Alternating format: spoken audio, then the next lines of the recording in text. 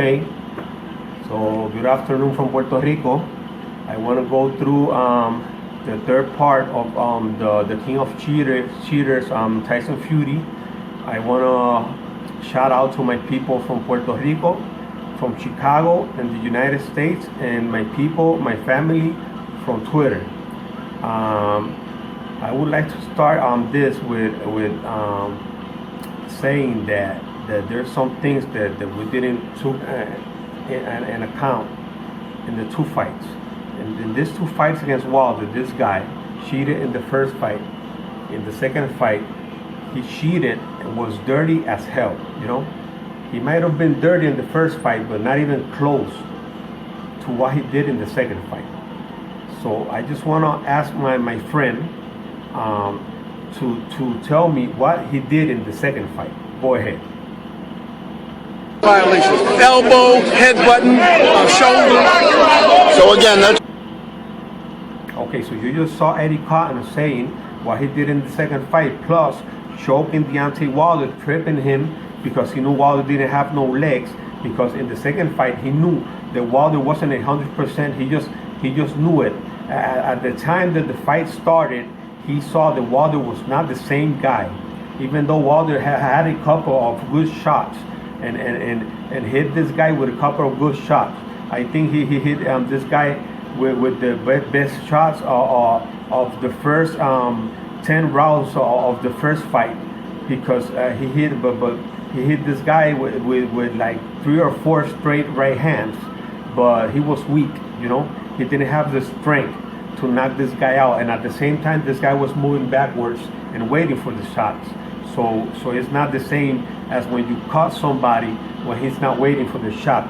When he's not waiting for the shot, like he did against Ortiz and like he did against Brazil, that he caught those guys, and those guys were not waiting for that shot, and that's why this guy didn't went down, because Wilder hit him with I guess the 3 or 4 best shots between the first round of the first fight and the 10th round, just in the first 2 rounds of the second fight. But after that, this guy went crazy because he knew Wilder was not the same. You know, he knew Wilder was not the same guy. He knew Wilder was not 100%. He knew Wilder didn't have no legs. He saw that Wilder was tired, and that's why he went so dirty in the second fight. He was dirty as hell. So I just want to keep going with a sequence of clips that I have, so you can see the difference between the first fight and the second fight. He was cheating, and you can see that he was cheating, because there's the clips right there to show that. And I'm going to show you clips from both fights.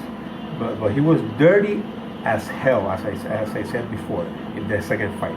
So let's show the clips.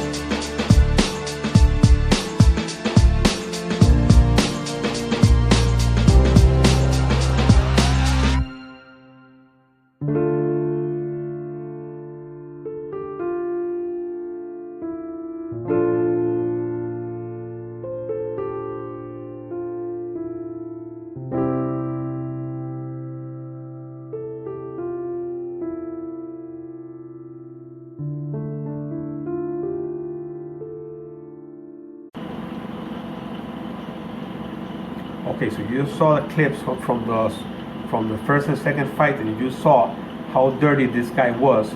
He was going anywhere pushing Wilder to the corner with his elbows, with his gloves, with his head, coming in with his head like a bull, trying to hurt Wilder in any way possible, and he succeeded in that because he cut Wilder in the mouth.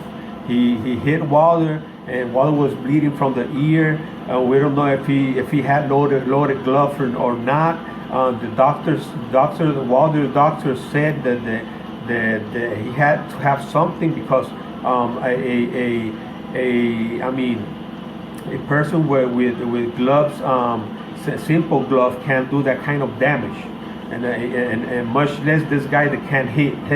You know, he doesn't have no power, so it is impossible for a guy like this to do what he did to Deontay Wilder. It is impossible. Okay, so I want to move on to some clips that I have showing the kind of person this guy is, because I remember when I was a kid, I was a real big fan of Michael Jordan, and he was my role model. And Michael Jordan was a great man, just like Deontay Wilder is a great man, a family man, a guy who, because nobody's perfect. I'm not saying he was perfect, okay? I'm not saying he was perfect. I'm not saying Deontay Wilder is perfect. Nobody's perfect. But if you want to look for someone that has so much imperfection, you can look at Tyson Fury. This guy is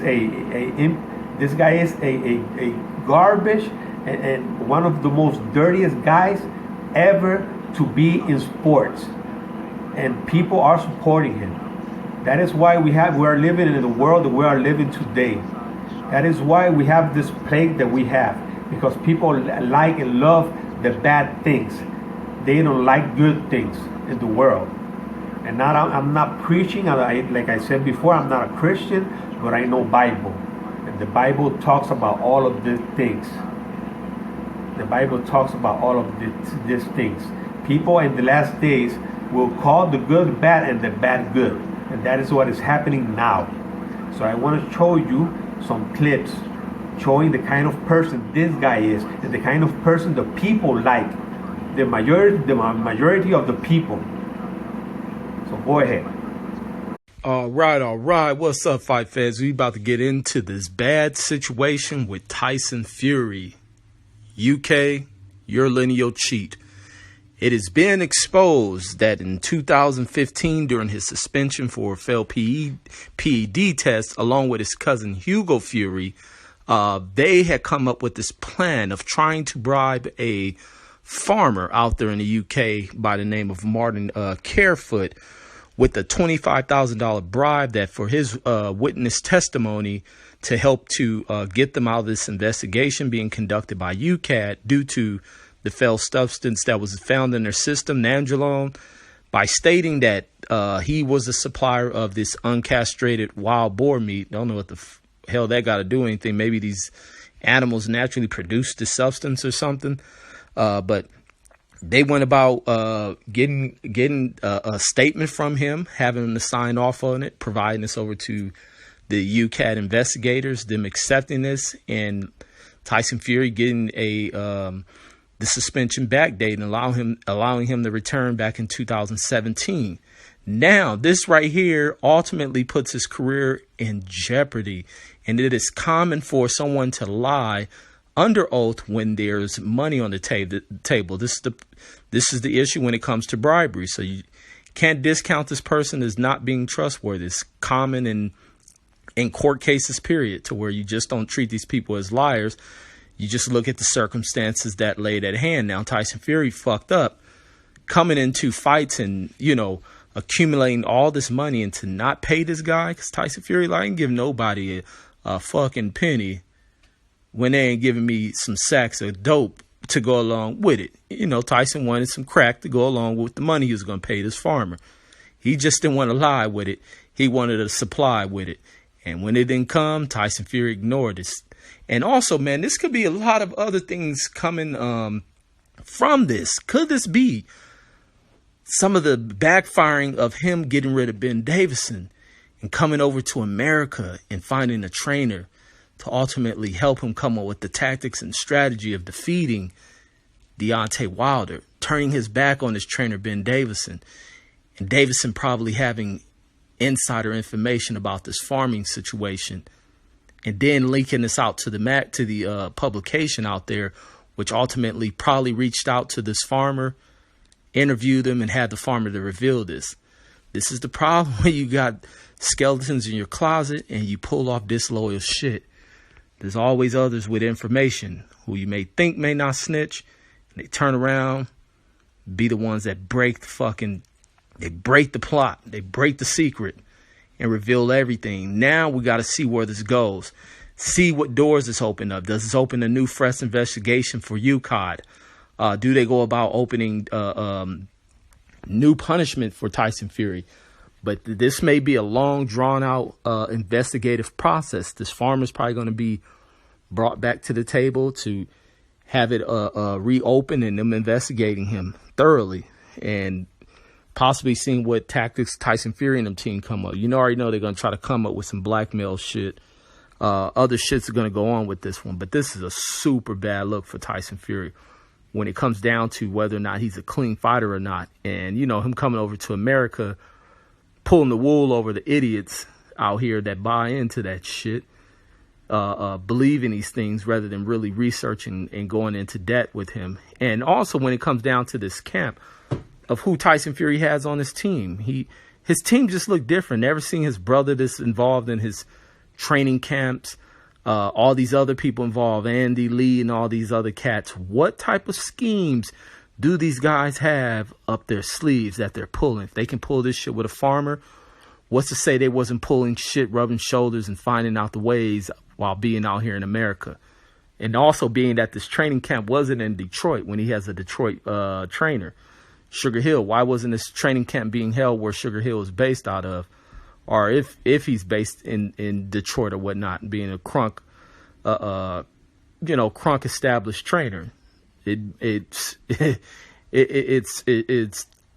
shocking to me. I don't understand it, but we're going to see what happens to this. This is a bad look for Tyson Fury, and there's no wonder why there's no parades out there popping off for Tyson Fury, no celebration of what he has done.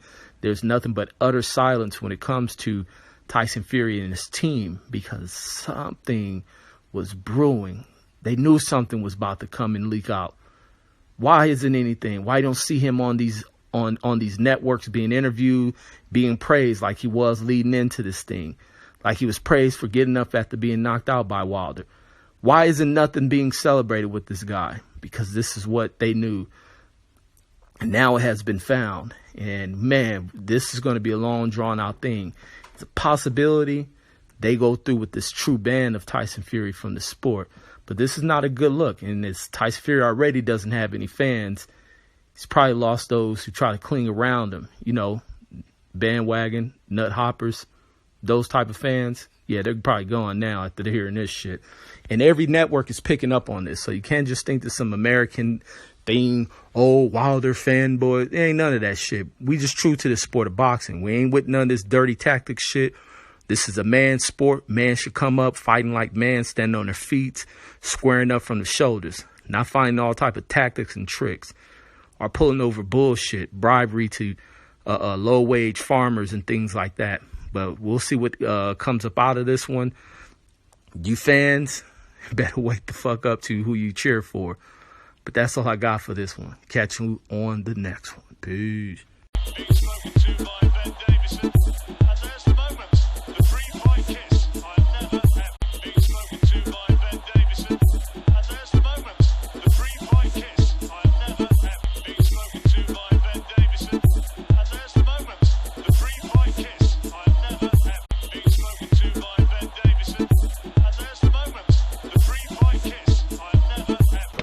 I'm masturbating 7 times a day. 7 times? 7 times.